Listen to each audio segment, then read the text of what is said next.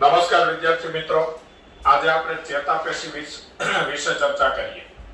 તો ચેતાપેશી બદલાતી અવસ્થાઓ પર મહત્તમ નિયંત્રણ માટે પ્રતિકાર દર્શાવે છે.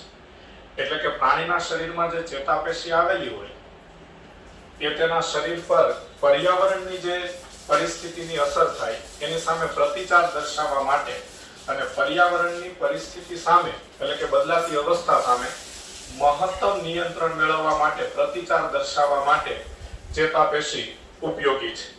દાખલા તરીકે આપણો હાથ કે આપણો પગ ભૂલથી કોઈ ગરમ વસ્તુને અડી ગયો, આપણી આજુબાજુમાં કોઈ ગરમ વસ્તુ હોય, આપણને ખબર ન હોય કે આ વસ્તુ ગરમ છે અને ભૂલથી આપણો હાથ કે પગ તેને અડી ગયો એટલે તરત જ આપણે આપણો હાથ કે પગ ત્યાંથી હટાવી દઈએ છીએ, હટી જાય છે. તો આ ચેતાપેશીનું કાર્ય છે.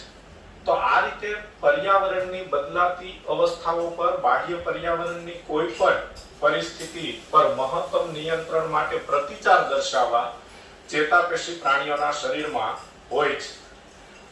ચેતાપેશી ચેતાકોષ અને ચેતાધાર કોષની બનેલી છે. એટલે કે ચેતાપેશીમાં બે પ્રકારના કોષો હોય, ચેતાકોષ અને ચેતાધાર કોષ.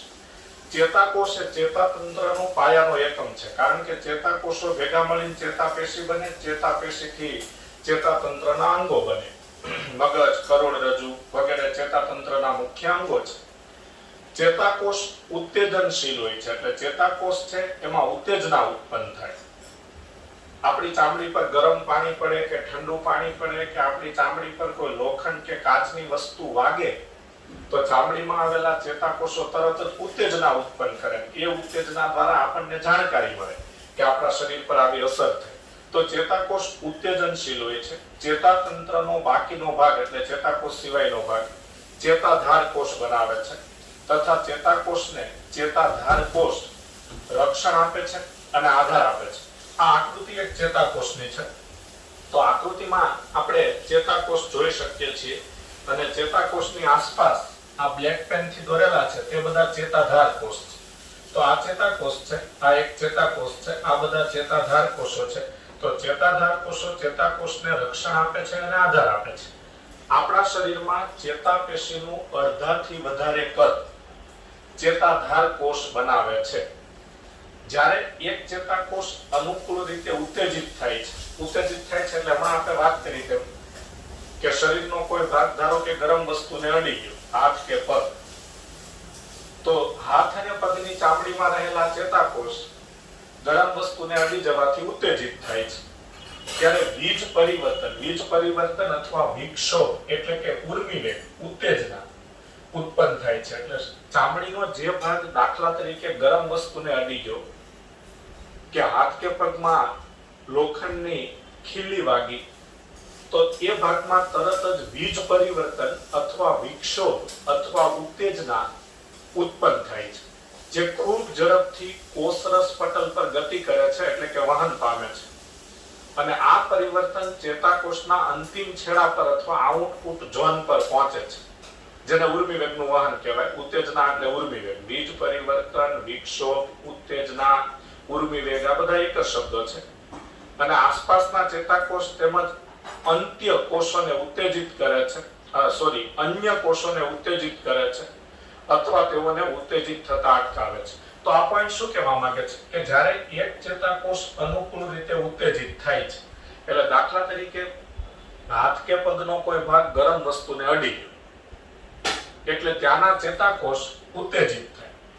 એટલે એ ઉત્તેજના ત્યાં ઉત્પન્ન થઈ હોય એ ખૂબ ઝડપથી કોષરસ પટલ પર ગતિ કરે. દાખલા તરીકે આ આકૃતિમાં ચેતાકોષ દોરેલો છે, તો આ ચેતાકોષનું કોષરસ પટલ છે, આ ચેતાકોષનું કોષરસ પટલ છે.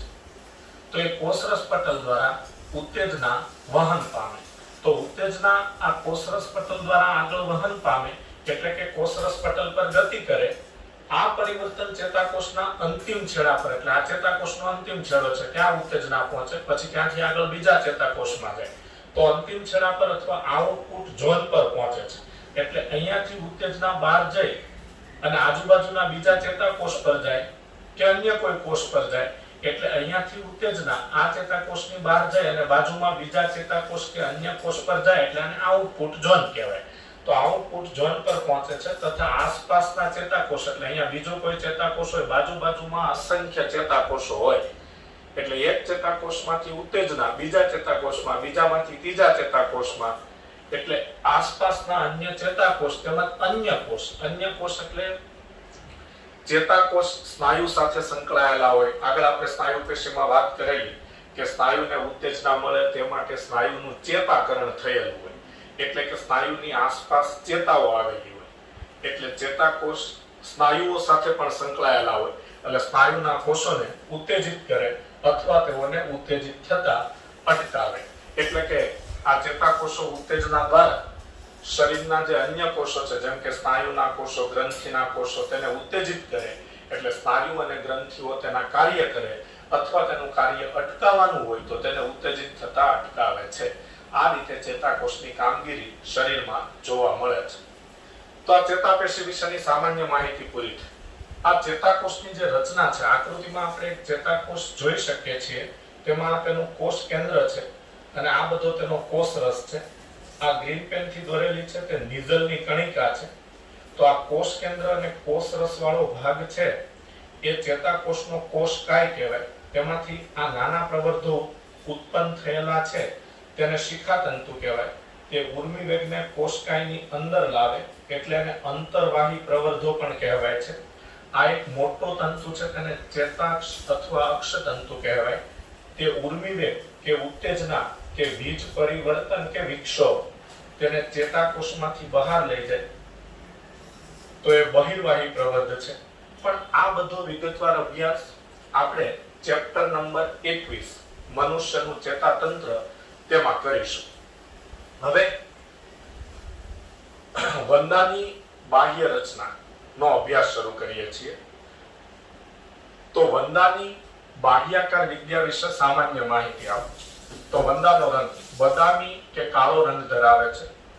ઉષ્ણકટિબંધના વિસ્તારમાં જોવા મળતા વંદા ચળકતા પીળા, લાલ અને લીલા રંગના પણ હોય છે. વર્ગીકરણ તો વંદો સંધિપાત સમુદાયના કીટક વર્ગનું પ્રાણી છે. જે આપણે પ્રાણી વર્ગીકરણના પ્રાણી સૃષ્ટિના ચોથા ચેપ્ટરમાં અભ્યાસ કરેલો છે. તેનું કદ 1/4 થી 3 ઇંચ જેટલું હોય છે એટલે કે 0.6 થી 7.6 સેન્ટીમીટર જેટલું હોય છે. વસવાટ સમગ્ર વિશ્વમાં હુંફાળી અને ભેજવાળી જગ્યાઓમાં વંદા વસે છે. ગટરના પાણીમાં, રસોડામાં, હોટલના રસોડામાં વગેરે જગ્યાએ વંદા વધુ જોવા મળે છે.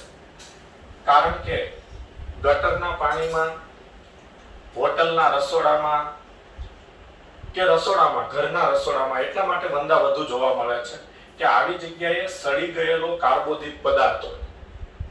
એ સડી ગયેલો કાર્બોદિત પદાર્થ એટલે કે કોઈ ખાદ્ય વસ્તુનો સડી ગયેલો ભાગ હોય જે વંદાનો મુખ્ય ખોરાક છે. વંદાનો ખોરાક છે. આમ તો વંદા સર્વાહારી પ્રાણી છે, સર્વભક્ષી પ્રાણી છે એટલે સડી ગયેલું અનાજ, માંસ, કાગળ, કાપડ કોઈ પણ પદાર્થનો તે ખોરાક તરીકે ઉપયોગ કરે છે. પણ સડી ગયેલા કાર્બોદિત પદાર્થ એટલે અનાજનો કોઈ સડી ગયેલો ભાગ હોય, ખાદ્ય વસ્તુનો કોઈ સડી ગયેલો ભાગ હોય તો એ ગટરના પાણીમાં, હોટલના રસોડામાં કે ઘરના રસોડામાં ખૂણે ખાતરે ક્યાંય પડેલો હોય તો એમાંથી વંદા તેનું પોષણ મેળવે એટલે વંદા આવી જગ્યાએ વધુ જોવા મળે. તે મનુષ્યના ઘરમાં રહીને ગંભીર ઉપદ્રવકારી છે, નુકસાનકારક છે અને અનેક રોગોના વાહક છે. વંદો સ્પર્શકો, ચલનપાત અને ચપટી વિસ્તરણ પામેલી ઉપરી શરીર દિવાલ ધરાવે છે. આ શરીર દિવાલ ઉપરથી શીર્ષને ઢાંકે છે. તો વંદાના શરીરમાં સ્પર્શકો હોય છે એટલે આગળ આ રીતના આવા બે સ્પર્શકો હોય છે. ચલનપાત એટલે ચલનપાત પણ વંદામાં સાંધાવાળા પગ જોવા મળે છે. આવા ચલનપાત જોવા મળે છે. તો ચલનપાત, સ્પર્શકો અને ચપટી વિસ્તરણ પામેલી ઉપરની શરીર દિવાલ હોય છે જે શીર્ષને ઢાંકે છે. વંદો નિશાચર પ્રાણી છે અને મિશ્રાહારી પ્રાણી છે. તો નિશાચર પ્રાણી છે એટલે કે ઝાંખા પ્રકાશમાં પણ તે સારી રીતે જોઈ શકે છે અને મિશ્રાહારી પ્રાણી છે. મિશ્રાહારી પ્રાણી છે એટલે હમણાં આપણે વાત કરી તેમ કાગળના ટુકડા, કાપડ, સડી ગયેલું અનાજ વગેરે કોઈ પણ ખોરાકનો તે ઉપયોગ કરે છે. પુખ્ત વંદાની જાતિ પેરીપ્લેનેટા અમેરિકાના છે. એટલે વંદાનું વૈજ્ઞાનિક નામ પેરીપ્લેનેટા અમેરિકાના છે. તે 34 થી 53 મિલીમીટર લાંબી તથા પાંખો વાળું શરીર ધરાવે છે. નર વંદાની પાંખો તેના ઉદરના અંતિમ છેડાથી આગળ લંબાયેલી હોય છે. એટલે આ જે ઉદર પ્રદેશ છે તેના અંતિમ છેડાથી પણ લાંબી પાંખ નર વંદામાં હોય છે. વંદાનું શરીર ખંડોયુક્ત હોય છે. આ વંદાના શરીરના ખંડો છે. આ બધા શરીરના ખંડો છે. એટલે આ રીતના અહીંયા જોઈ શકાય છે. આ શરીરના ખંડો છે. તો વંદાનું શરીર ખંડોયુક્ત હોય છે, ખંડોમાં વહેંચાયેલું હોય છે. જોકે બાહ્ય સપાટી પરથી ખંડો હોય છે, અંદર શરીર સળંગ હોય છે, પણ આકૃતિમાં આપણે આ બધા ખંડો સ્પષ્ટ જોઈ શકીએ એટલે આ રીતે દોરેલા છે. શરીર શીર્ષ, ઉરસ અને ઉદર એમ 3 ભાગોમાં વહેંચાયેલું છે. આ આટલો ભાગ છે શીર્ષ છે, ત્યાર પછીનો આ ભાગ ઉરસ છે અને બાકીનો ભાગ ઉદર છે. એટલે સમગ્ર શરીર શીર્ષ, ઉરસ અને ઉદર એમ 3 ભાગમાં વિભાજિત થયેલું છે. સમગ્ર શરીર પર મજબૂત અને કાઇટિનનું બનેલું બાહ્ય કંકાલ કથ્થાઈ રંગનું હોય છે. તેનાથી શરીર ઢંકાયેલું છે. તો વંદાના સમગ્ર શરીર પર કાઇટિનનું બનેલું બાહ્ય કંકાલ હોય છે, જે કથ્થાઈ રંગનું હોય છે. પ્રત્યેક ખંડમાં બાહ્ય કંકાલમાં પૃષ્ઠકો હોય છે, જેને કઠક કહેવાય છે. કઠક એટલે પૃષ્ઠ બાજુએ આવેલ કાઇટિનની તકતીઓને ઉપરી કવચ કહેવાય અને વક્ષ બાજુએ આવેલી કાઇટિનની તકતીઓને અધો કવચ કહેવાય, જેને પૃષ્ઠકો કહેવામાં આવે છે અથવા કઠકો કહેવામાં આવે છે. માનો કે આ પૃષ્ઠ સપાટી છે, તો આ પૃષ્ઠ સપાટી પર આ રીતે આ કાઇટિનની આખી તકતી આવેલી હોય, તો પૃષ્ઠ સપાટી પર આવેલી આ કાઇટિનની તકતીને ઉપરી કવચ કહેવાય. તો આખું ઉપરી કવચ. તો એવી રીતે આ પણ આખી આ કાઇટિનની તકતી આવેલી હોય તેને ઉપરી કવચ કહેવાય. તો શરીરની પૃષ્ઠ સપાટી પર આવેલી કાઇટિનની તકતીઓને ઉપરી કવચ કહેવાય અને શરીરની વક્ષ સપાટી પર આવેલી કાઇટિનની તકતીઓને અધો કવચ કહેવાય. આ બંનેને એટલે કે પ્રત્યેક ખંડમાં આ ઉપરી કવચ અને અધો કવચની તકતીઓ આવેલી હોય છે, તેને કઠક કહેવાય છે અથવા પૃષ્ઠક કહેવાય છે. આ તકતીઓ એકબીજા સાથે પાતળા અને લચકાદાર પટલથી જોડાયેલી રહે છે, જેને યોજિકલા અથવા સંધિ પટલ કહેવાય છે. એટલે કે ઉપરી કવચ અને અધો કવચ શરીરની પાર્શ્વ બાજુએ, દાખલા તરીકે અહીંયા આકૃતિમાં આપણને ખ્યાલ આવે છે કે આ પૃષ્ઠ સપાટી હોય તો પૃષ્ઠ સપાટી પર આવેલી આ કાઇટિનની તકતીઓ ઉપરી કવચ. તો આ પૃષ્ઠ સપાટી છે, તો પાછળની સપાટી વક્ષ થાય. તો વક્ષ સપાટી પર આવેલી કાઇટિનની તકતીઓ એને અધો કવચ કહેવાય. હવે પાર્શ્વ બાજુ એટલે ડાબી અને જમણી બાજુ. તો પાર્શ્વ બાજુએ ઉપરી કવચ અને પાછળ અધો કવચ અહીંયા સાઈડમાં જે રીતે જોડાયેલ હોય છે એ તકતીઓને, જે તકતીઓથી જોડાયેલ હોય એ તકતીઓને યોજિકલા કે સંધિ પટલ કહેવામાં આવે છે. તો આ વંદાની બાહ્યાકાર વિદ્યાની વાત થઈ.